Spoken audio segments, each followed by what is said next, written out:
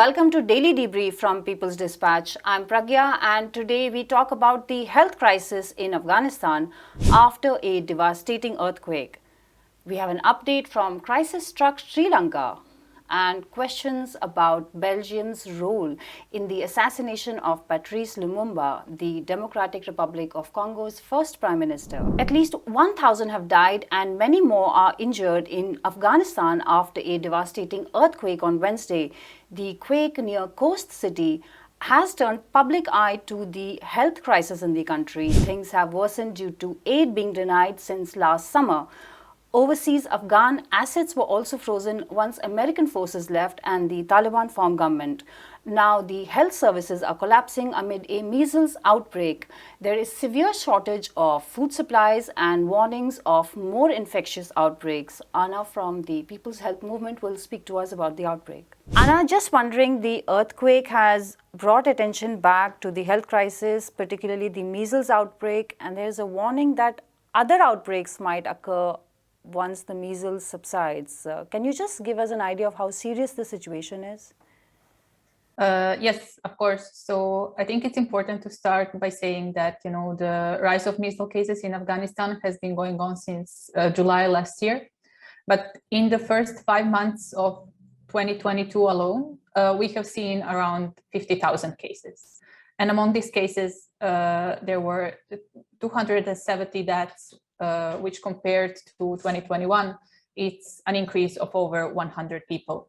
So, it's something that has peaked this year. And although there is a vaccine for measles, which is usually used, we know that in Afghanistan, the coverage is comparatively low compared to other countries. And so it's sitting closer to 65% instead of the 95% that the WHO would like to see. And so one other thing to note is that, although the Red Cross and the Red Crescent have said lately that the numbers are at the moment going down, there is no guarantee that this is the end of it. So, there could be another larger outbreak. The numbers could go up again quite soon, and this would have devastating effects for the health system. And another thing to consider is that, that the measles outbreak is not happening in vacuum. So it's happening in a larger humanitarian crisis. And of course, the earthquake just yesterday added to that. So the impact of the outbreak is actually made worse by the skyrocketing poverty and hunger level and the climate change effects. And this is making people, and mostly children, more vulnerable to the virus than they would actually be in other circumstances. And among other things, the children are more likely to suffer long-term consequences if they get measles in this situation.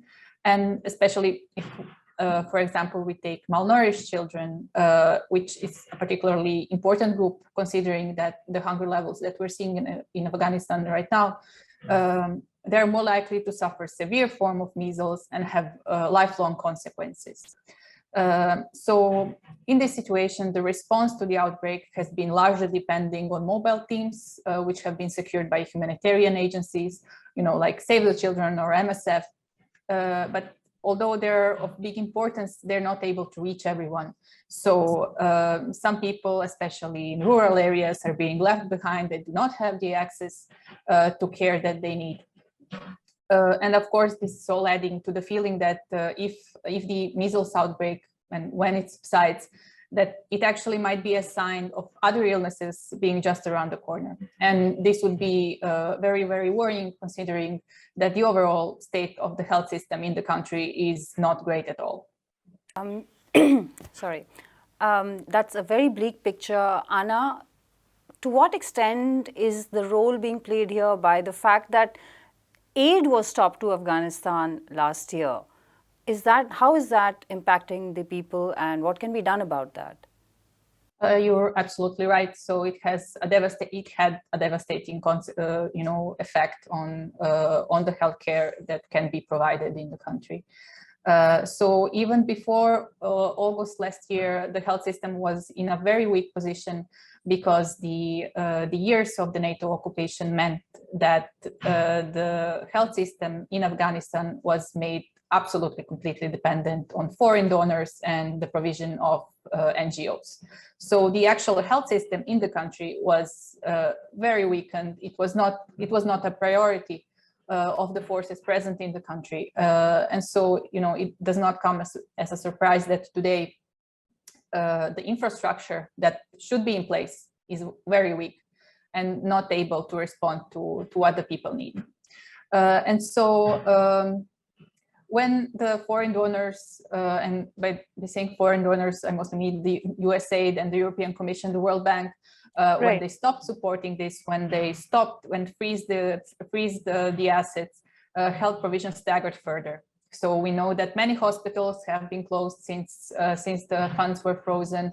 Health workers have been laid off.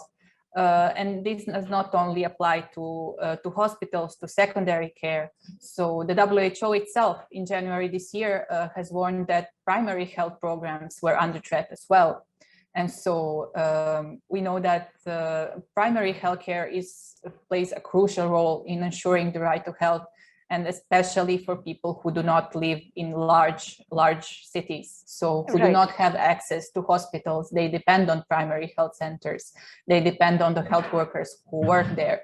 And so by stopping the funds and basically making sure that these programs would not be able to operate ahead, the international community is basically saying that there will be no decent provision of healthcare in Afghanistan. And so we have seen primary health centers operating months on end without health workers receiving salaries. There's a shortage of medicines, of other supplies. People are basically not able to access the care they need. And so, when we consider that there is the poverty that adds to that, and the hunger that adds to that, and the drought and the earthquake, it's quite, it's crucial that the US and the European Commission and their friends, basically they find a way to unfreeze the funds and make sure that healthcare is available.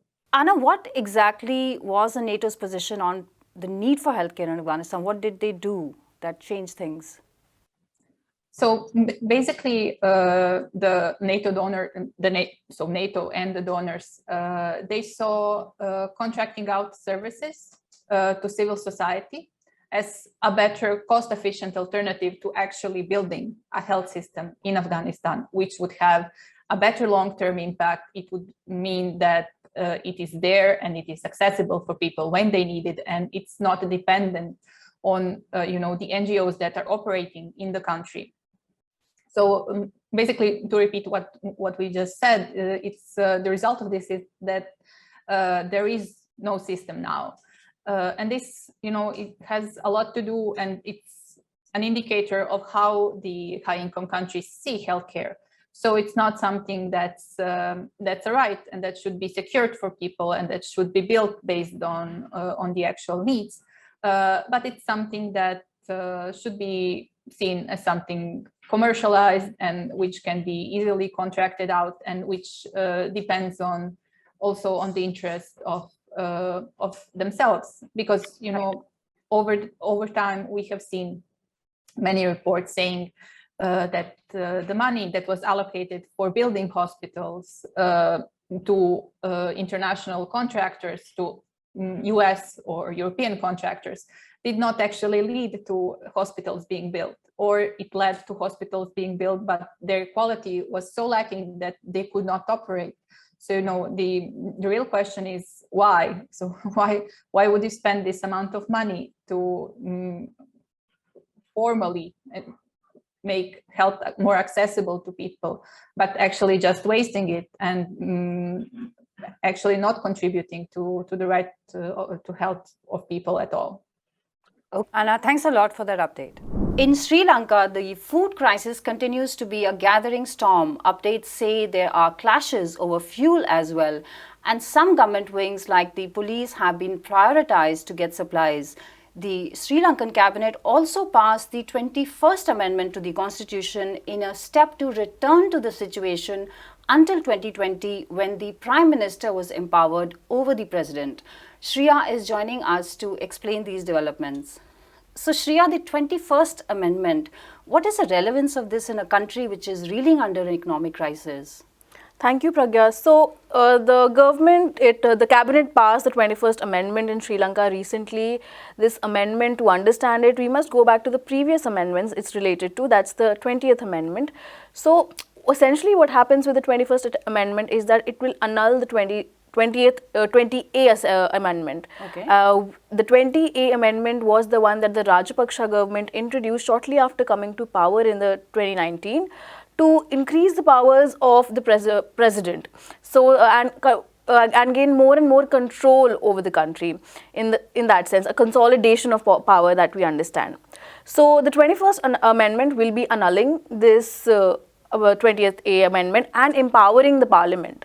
It includes, apart from annulling the 20th A Amendment, it will be include other kind of provisions such as bringing the appointment of the central government, central bank governor under Constitutional Council. Most importantly, it will also be annulling an important provision that 20A had introduced, which was giving electoral rights to citizens with dual citizenship, including Gotabaya Rajapaksa, who gave up his American citizenship before becoming the president. So that's what is important. What is also important to understand with the introduction of this amendment and its so far success with the cabinet is that why is 21st Amendment being demanded by the people, and why is it important at this juncture in Sri Lankan history? Because from the past months of economic crisis and also the political crisis that we've been following, people have been demanding the removal of the president, and most importantly the whole system of executive presidency that Sri Lanka follows. So this kind of falls in with the whole idea of reducing and curbing the powers of the president. So that's one reason. And most importantly, empowering the parliament will also mean that the multi-party system that Sri Lanka follows will ensure a check on all divisions of the government. That's the legislature, that the presidency and judiciary. Well, it is independent itself, but yeah, at the same time the multi-party system will also be empowered just by the parliament getting empowered. So that's one thing, because we've been seeing a consolidation of power with SLPP, that's Rajapaksa party, which is being heavily criticized right now during this entire duration of the economic crisis. That's what's happening. I'll tell you more about what's the 19th Amendment. So Wickramasinghe, who has been appointed recently as the Prime Minister for the 6th time, he was the person who introduced and lobbied for introducing the 19th Amendment, which Rajapaksa's 20A Amendment had annulled at the first point. So Wickramasinghe, and this was also a bone of contention between Rajapaksa's and Wickramasinghe before the days preceding his 6th time appointment. So I think it's politically important in Sri Lanka right now, this whole amendment, and we'll be following more updates when it's passed by the parliament, once it's actually tabled in the parliament rather. Right. Shreya, but there's a massive economic crisis. There are lines for fuel we're hearing. What is the relevance of, what is this condition of the people right now, and what is the relevance of this amendment in that context? Yeah, so I will take off from where I left actually. Many people have criticized why the 21st Amendment is being introduced right now, why political reforms over economic reforms, which are direly needed right now. So according to a report released by the UN Office for the Coordination of Humanitarian Affairs and the World Food Programme, so what's happening is that it has highlighted that 5.7 million people are in dire need of humanitarian assistance, and Sri Lanka at the current moment is going through a massive food insecurity crisis. Food security crisis, and this is becoming a problem day by day, because not just food but also fuel stocks have been completely run out. We are hearing reports of fuel riots rather, and the total death toll that has come up has now become 10 for. And what is this death toll for? It's for the people who have queued up for food and fuel in the lines because of the shortages. So that's one thing. And so I was talking about the food crisis rather. So that's one. And there has been a massive fall, at least 40 to 50% in the domestic production, the agricultural production. Only 26% of the total land is being cultivated. And all of this is important to highlight, is linked to the entire economic crisis. The the less imports of essential commodities like wheat, the forex crisis, and somewhere also about the government's inaction after Vikramasinghe's appointment. We have seen some kind of steps being taken, but the IMF talks have only just begun. So that's where we are right now. Okay, Shreya, thanks a lot for that update. 61 years after his brutal assassination, Belgium has returned the remains of Patrice Lumumba, first Prime Minister of the Democratic Republic of Congo, to his family. There will be a 3-day mourning in the DRC. This is also Congo's 62nd year of independence from Belgium. Belgian Prime Minister Alexander De Croo said the country bears moral responsibility for Lumumba's killing, but nobody has been held responsible for the crime itself. We'll speak to Abdul from People's Dispatch about how people in the DRC have responded to this. Abdul, does the return of the remains mark a sort of step towards reconciliation or apology? What does this mean? Well, I don't think, though the Belgian Prime Minister did say that his country has the moral responsibility for what happened in 1961, but I don't think this has anything to do with redressal or justice, because there has been no step taken to find out what and who conspired Lumumba's killing. Who were responsible. The person, one of the persons, basically from whom the teeth was recovered, died peacefully. Nothing happened. The role of MI6, role of the Belgian government at the time, the larger structure, the people who participated in the coup in 1961 against Lumumba, none of them have been punished. None of them been held accountable. So the talk of justice and reconciliation makes very little sense here. The only thing which we can say that it is a partial redressal of some of the grievances, that the family at least got some kind of closure about Lumumba's death and other things. Otherwise, this has nothing to do with justice. Yeah. All right. Abdul, they also say that the assassination sort of put an end to the process of freedom in Africa. Can you explain why this is said? Well, Lumumba himself was a leader of the Pan-African movement. And Pan-Africanism is not only about gaining some kind of political independence, which is itself is a sham. If you see the status of the countries, most of the countries in Africa today, most of the governments are heavily dependent on the Western countries, US or the European countries, their ex-colonizers. Apart from that, when it comes to economic independence of these countries, most of them are heavily exploited by the Western countries, by the European countries, by their ex-colonizers. They are basically extracting the resources as they want. These countries do not have any, the governments in these countries do not have any freedom to enact laws which will basically address the concerns of the people in these most of the African societies.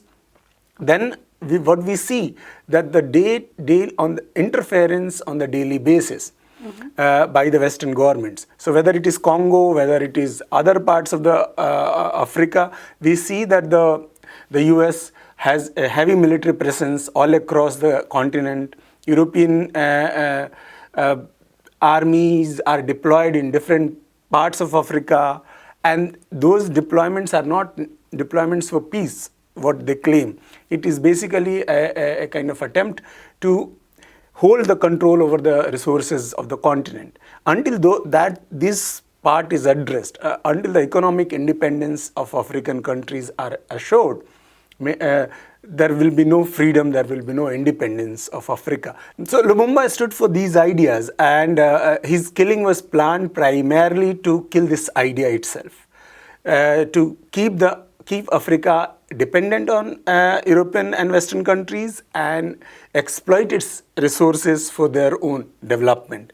So no other leader after Lumumba's killing was allowed to exercise his country's or her country's sovereignty the way Lumumba wanted. So that is the basic, that can be the answer of what you have asked. Yeah. All right, Abdul, thanks very much for that update.